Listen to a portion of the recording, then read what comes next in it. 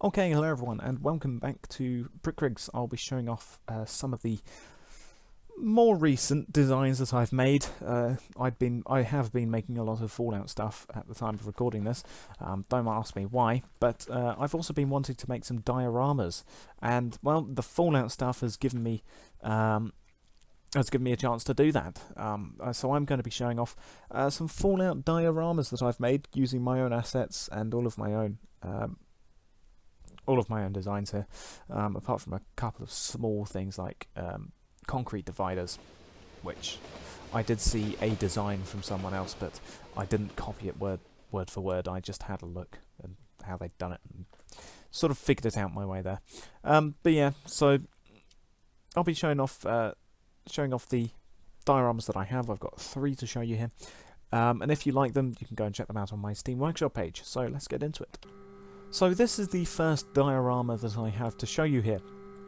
It's the first diorama that I made, and yeah, I really like it.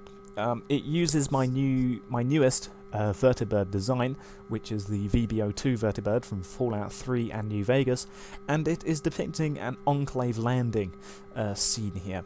So it's got the good old vertibird right there, which is landing here over a little scene of an abandoned pre-war American checkpoint, just with a couple of power armor troopers, and yeah, it's dropping off a small 4-man squad of Enclave troopers here.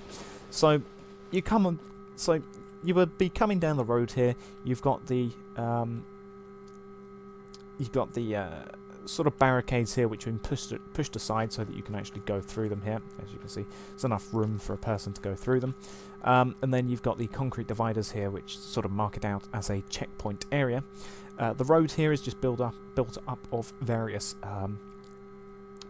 pieces of plates, flat plates here. Some of which are rusted steel to make them look like the broken, cracked road, and then the rest of it is just bog standard plastic. As for the actual floor, the way that I've managed to get this looking burnt and nuclearified is by just using dark green, or dark olive rather, using a scalable brick which stretches up the textures, and then changing that to rusted steel, so it looks a lot like burnt up ground, which I'm very happy with how that came out. So yeah, it looks like dirt, and you've got some patches of grass here, so it comes out rather well. So we'll leave the actual landing of the Enclave troopers for now, and we'll concentrate on the US Army checkpoint here. So I've just built this little sign here. It says US Army checkpoint Alpha 2 Charlie, so just the soldiers would radio into their high command and say, this is checkpoint blah blah blah. It's got the pre-war American flag here, which has come out rather nicely here. Mirrored on the other side, so there you go, you can see it from all sorts of directions. So you've just got a US flagpole there. Up the front here, you've got a T-51 power armor unit here, who would be carrying his standard issue laser rifle. Obviously, when the bombs dropped, the pilot inside has died and he's fallen out the back, leaving the rest of it to close up without a controller. And so the head is drooping downwards, like you find unoccupied power armors in Fallout 4. The actual power armor itself is rather rusty. As you can see, one of the legs is partly rusted away, as is the shoulder armor and the actual arm armor as well, just to show that it hasn't been touched for 200 years, which would seem strange, but hey, there you go. So the skeleton, I built the skeleton. He's not particularly great, but he does the job of being a skeleton. So he's wearing just standard army fatigues, and he's wearing a combat armor helmet. There should be a triangle which sort of separates the head, just to show that it covers him around, but due to how Brick Rigs works, it phases into being sometimes. In all of these dioramas, I'll try and hide a alien blaster, and well, there it is, in case you couldn't be bothered to find it yourself. They've got this little table here, which they would be playing cards on, like a quieter day of being at the checkpoint, and they've just got a radio to listen to things. Hopefully this is playing our favourite 3 Dog. because, you know, no one can top 3 dogs. So this guy, he died from the bombs, and he's sort of slumped over onto the table, is what this thing's meant to be. His laser rifle has fallen to the wayside and is just lying on the floor there. As for this guy, the blast knocked him backwards in his chair, and he fell over and he died there, and his laser rifle is just scattered on the floor. He tried to snatch it up when he saw the bomb blast, but obviously he died before he could, and it's now just lying right next to him, very, very sadly. And so, yeah, it's just a couple of chairs there, and you know, I mean, you can sit in them. You know, you don't look the prettiest when you're sitting in them, but hey, if you want to, you can sit in a skeleton. And then we've got a suit of T-45 power armor here, which is carrying a laser rifle, a Gatling laser here. And you know, in the video where I talk about my, or rather where I show off and demonstrate my models, I say that you can fit these all to the power armors. And this is just proof of concept. So this guy, you know, he could be the operator of the T-45 suit, and the suit is now just staring at the dead body, very forlornly. And so yeah, it's just a simple little checkpoint scene just to make it not look so barren. You know, try and chuck in a couple of things to make it look nice and interesting. But now we come to the actual Enclave landing scenario. So of course we've got the vertibird here. Which I've already demonstrated, so I don't really need to show it off again. Red light to show that they've landed and that they can all disembark. You know, sort of go, go, go out the door. As you can see, this is how it looks from out of the door. You know, you've got the various troopers dropping down there. Oh, let's get a better view. So there you go. That's how it would look more. And then you've got the chairs where they came off of, and then I don't know what Enclave pilots look like at all, so I've just sort of made up this. So you've got 2 Enclave pilots there. One's looking very happy, one's got a more concerned look on their face, as they're all operating the dials and levers and stuff to actually take off the vertibird again. And you know, yeah, you can adjust the just the wings if you want for some reason. I mean, you know, just in case you wanted to, there you go. But yeah, so you can change them how you wish. Obviously, it's a landed vertibird. You can't adjust the legs, the landing legs. I made sure you couldn't do that, because that would ruin the whole look of the thing. But as for the actual power armor suits here, I've adjusted them all. So this guy's sort of crouching by a concrete barrier, pointing at a threat possibly in the distance. Maybe some Brotherhood of Steel soldiers, maybe. You know, it could be anything that he's pointing to. But he's got a railway rifle, because I haven't made any plasma rifles yet, which is what the Enclave normally uses, plasma weapons. The Tesla power armor guy, not very happy, because his power armor gives a bonus to laser weapons, and well, you know, he's got a rocket launcher, so he's not very happy about that. But he's got his lot now, and he'll make the most of it. So he's slowly walking towards another barricade just to get a good firing platform. He's also looking at what this guy's pointing at. Again, could be anything in the distance. Meanwhile, this guy's going to secure the surrounding area. He's got his AER-14 developmental laser rifle, and on his back he's got the good old super sledge. So he's well prepared for everything. And then we've got the big lad. We have got the absolute unit as he disembarks the last one from the vertibird. He's carrying his heavy incinerator, and he is ready to do business. He is absolutely my favourite model out of this little scene. I just love how he's come out. You know, he's got out. He's slowly walking forwards. As you can see, I've adjusted his leg there, and yeah, he's walking forwards. He's ready to do some business. In fact, if you were ground unit here, and you see this guy coming towards you, he looks very menacing, absolutely. And yeah, he's absolutely my favourite model from this diorama. But hey, so there you go. This is the smallest, I think, of the 3 dioramas that I've got so far.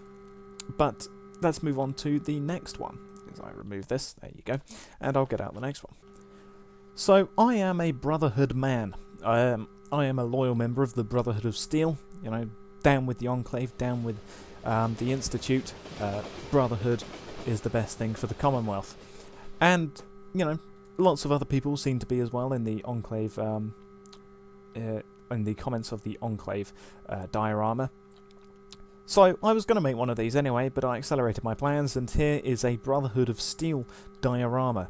As you can see, a much larger base plate than the than the Enclave diorama, and this one, you know, also looks very nice. You know, you've got the dirt style texture of the rusted steel on the really stretched scalable brick here. And so you've got a Fallout 4 model vertibird, the VB01 vertibird, which is up here dropping off the Brotherhood of Steel soldiers who have run into an Enclave patrol here. The idea is that there's more Enclave troopers or another threat in the background here, so the vertibird is just going to hang around and act as fire support. So in the side here, you've got just a standard Brotherhood of Steel member wearing Brotherhood fatigues, as he is operating the side-mounted minigun of the vertibird, and yeah, he's ready to do some business with this machine of death. Meanwhile, pilots up front, you've got one guy who is looking very concerned, and the other guy who is absolutely loving it. Look at him. The absolute mad lad, he's loving it there, as he watches everything get ripped to shreds by the minigun mounted on the side of the vertibird. So, yeah, the wings have been tilted to make it look like the vertibird is flying around. They've got to be very careful not to actually crash into the crane, but knowing Fallout, they would probably instead just clip right through like it wasn't even there. And they'll keep on flying. Alternatively, they could be slowing down to raise upwards. Who knows? You can interpret it how you wish. As for the actual Brotherhood members, which are the main event of this diorama, obviously, my favourite guy is definitely this guy out of all of the Brotherhood members. He's wearing a suit of T-51 power armour. He's got his super sledge out, who he has used to absolutely wreck this Hellfire trooper. He's got his laser rifle strapped to his back. He's holding the Brotherhood of Steel banner, and he is ready to go to town on some Enclave troopers using his super sledge, and he is absolutely my favourite guy, as he's got his leg on the fallen Hellfire armor trooper. This guy is going to secure the surrounding area in another suit of T-51 power armor, and he has got his good old trusty Gatling laser, ready to secure whatever is going on in this direction. And then we come to the final two members of the Brotherhood Patrol. There's the heavy incinerator on the ground. You've got this guy in his T-60 power armor, holding a flamer, which is strapped to his back for all the fuel, and he's noticed the oncoming threat of the Enclave troopers, and he's ready to burn up some tin cans. And his final companion here, his final brother, is this guy in a suit of T-45 power armor with his railway rifle ready to punch through the Enclave troopers that are right over there. So they're running to secure the area ahead of their brothers there, who are proudly displaying the flag of the Brotherhood, which I'm very happy with this entire scene. The guys they're going up against, out of all of the Enclave troopers, I have to say this guy is my favourite again, because he is dual-wielding super sledges, which would be a very nice feature in the actual Fallout games. Imagine dual-wielding two of these bad boys. So, you know, he's pissed. Brotherhood have suddenly appeared. He was looking for a nice early retirement, and all of a sudden these blokes come along talking about the Brotherhood, and yeah, he's not very happy, so he's got his two super sledges out and he's ready to do some business. His guy here, well, his friend here, is helpfully pointing out the threat. Thank you, Captain Obvious. And he's pointing out the threat of the Brotherhood soldiers over there. He's using his laser rifle, and this guy's also got a laser rifle as well, and he's just running to try and surround the Brotherhood patrol here as they're dropped off by the vertibird. And yeah, so again, 4 Enclave troopers, 4 Brotherhood troopers, 1 Enclave trooper is luckily dead. So our boys in power armor, to quote 3Dog, should be able to win this fight rather easily. But in order to make this base plate look a bit more alive, I have got this static model here. So you've got the Fallout crane, which is something else that I've made here. If you're wondering where the alien blaster is, it's right there. So yeah, so you've got the crane here, which you can lower and raise the hook there, and they're at a pre-war vertibird crash site, which is what this thing is. And as you can tell from the various robots around, I had finished building some of my protectrons and things, so I wanted to put them here. So you've got just a cordoned off area of these barricades here, some of which are knocked down due to age, the weather, the blast, whatever. And so they're all there. You've got the flashing lights, which obviously light up in the dark there. So you've got them there. And then you've got just various protectrons here. There you go. This guy's light actually lights up, as you can see. That's what they're meant to look like. But yeah, so you've got various protectrons here, some of which are in various states of rust due to being outside for 200 years. So this guy's got 2 heavy lifters, this guy's got his nail gun, this guy's got heavy lifters. So yeah, 3 different Protectrons here. You've got the vertibird engine piece here, / wing, which is held up by some struts here. And the funny thing is, these propeller pieces aren't actually attached to the nose cone, as you can see. So they are actually held up by these bits here, by the actual stilts, which is quite funny, quite ironic there, because these things were only meant to be for show, but now they're actually useful for actually propping up the thing. The way this is actually held up is by just a what is it? A hinge, let's call it. It's held up by a glass hinge there, so that you can't see it in normal gameplay, but that's how it's held up there. So yeah, you've got some heavy-duty Protectrons around, you've got a Supervisor Mr. Handy there, and you've got a wandering First Aid Medical Protectron, for in case any of the workers injured themselves. On the crane, which is very dilapidated and rusty, you've got a radio, which would absolutely be playing GNR with our best buddy, 3Dog. So yeah, that's just sitting there. I'll try and include a radio and a alien blaster somewhere in my dioramas for Fallout, because, you know, they are the epitome of Fallout. I'm only joking, obviously. But they are a big part of Fallout, so yeah.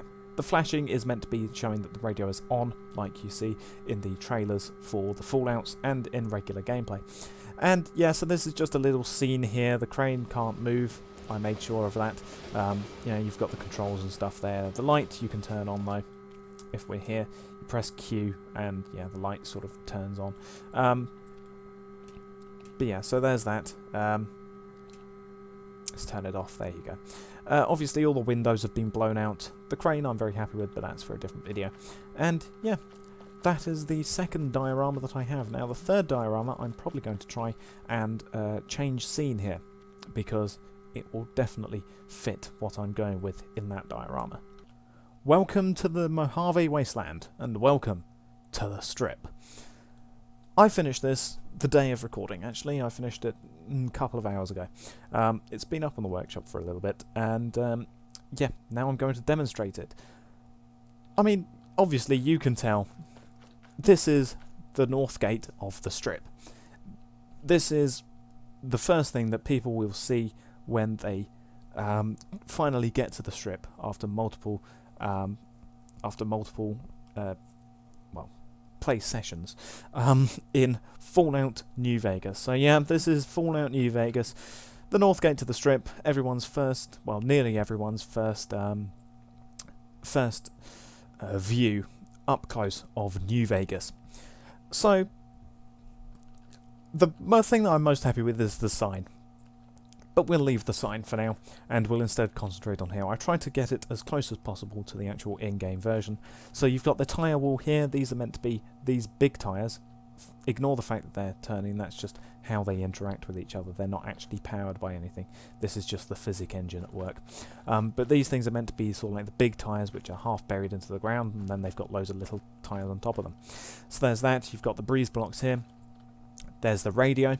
You've got the wire, sorry, not the wire, you've got the tyre thing here, which helps block off a little bit of it. There should be wrecked cars here, but due to how I've sort of cut it off just after the entrance to the Strip, I didn't have to do them, luckily. So there's that. As for the fencing, because there isn't actually any way of doing chain link fencing, what I've had to do is I've got to use the hex pattern on here, which is like a black and red hexing pattern, which you can see here. And when you put it on the glass, it actually kind of works as chain link fencing. So if you ignore the fact that it's red and black, it works quite well. So there's that. Here's the dirt road entrance way up here. You've got the pile of large tyres which just sort of sit there. You've got the makeshift walkways here for the Securitrons, which are made out of well, they like steel girders is what they are. So they're sort of like rusted steel girders. So that's what those are there. You've got the two going downwards there, which sort of just adds structural stability, and then you've got the rest of it, which goes all the way around, plus the chain link fencing, so that there's no way of skirting around the Securitrons. There is usually about 5 Securitrons in game at the Strip gate. So there's 5 Securitrons here. You've got the one on the ground here, you've got 2 up there, and you've got 2 guarding there, the doorway to the strip. So there should technically be barrels and stuff around, but there's no real easy way of doing barrels in brick rigs right now. At least not ones that are open like they are in game, so I've had to exclude those, unfortunately. But I have got the tyre wall here, or well, the tyre stack there. I've got the walkway there, and we'll look at those in a little bit. But you can walk underneath the bridge here. The only problem with making these these Securitron models slightly too big is that they technically can't go under here, which means this guy's stuck. I'm afraid, I'm sorry, Securitron, but yeah, he's a bit stuck under there. But ignoring that, they definitely look the part here. If you're wondering where the alien blaster is, it's right there. Next to the tyre stack, actually, which is under there, of just big tyres again. So you can walk up here. They're not stairs, obviously, because Securitrons use a single wheel for them to move upwards, so it is instead just a slope.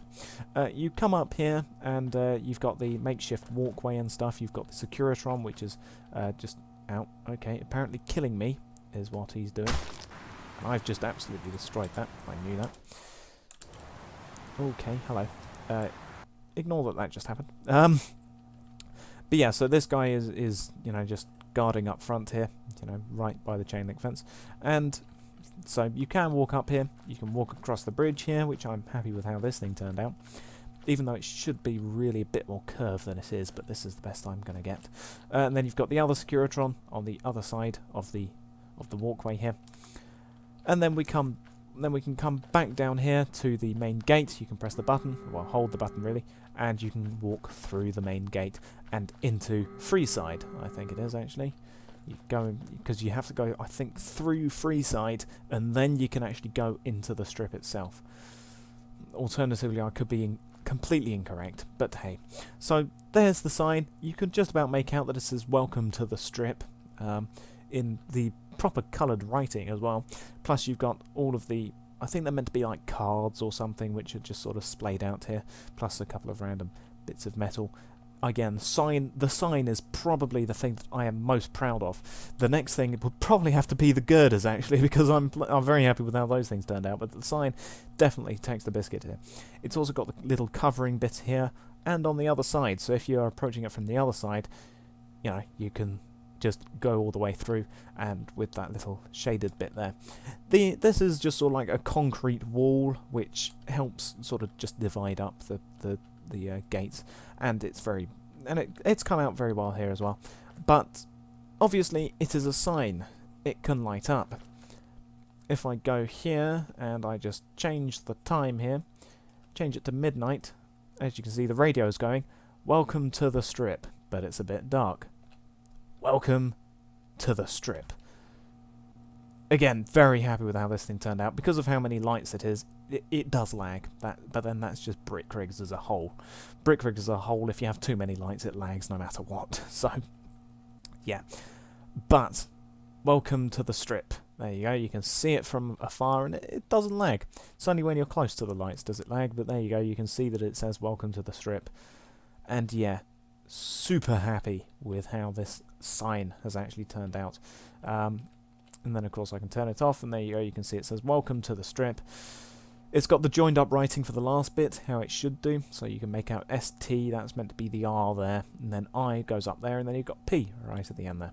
And yeah, you got the "Welcome to." And yeah, it's in the proper colouring as well. Welcome is in yellow, these two things are in sort of white, and then this is in a sort of pinky colour. So I've used the same pink as I have for here. And yeah, it's just awesome how this thing turned out. It's come out really well. Ever since making the Securitrons, I was like, well, I've got to do something with New Vegas now. And I thought, why not make the strip gate? And, well, yeah, it's come out very well. And those are all of the dioramas that I have. This is probably the easiest to go through because, well, there's not actually that much going on compared to the other ones. There's not really that many funny things going on. It's just Securitrons guarding an entrance. There's nothing particularly spectacular apart from obviously the light up sign, which, yeah, is very, very cool. But yeah, so those are all of the dioramas that I've made with my models. And so yeah, I'll thank you all for watching. Hope you enjoyed them. You can go download them off of my Steam Workshop page if you like them. And goodbye.